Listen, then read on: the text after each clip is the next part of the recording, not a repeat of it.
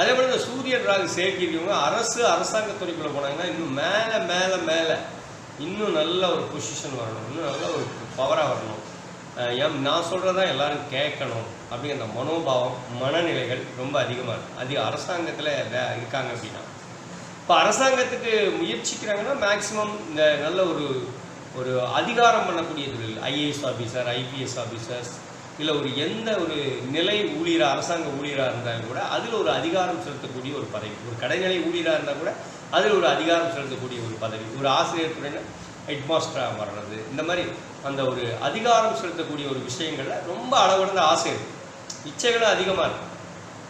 அது அவங்களுக்கு பத்தவே பத்தாது. எவ்வளோ கிடைச்சாலும் இந்த சூரியன் ராகு சேர்க்கையாக இருக்கிறவங்களுக்கு அது எவ்வளோ கிடைச்சாலும் பத்தாது. அரசாங்கம் மூலமாக என்ன கிடைச்சாலும் பத்தலை, அப்பா மூலமாக என்ன கிடைச்சாலும் பத்தலை.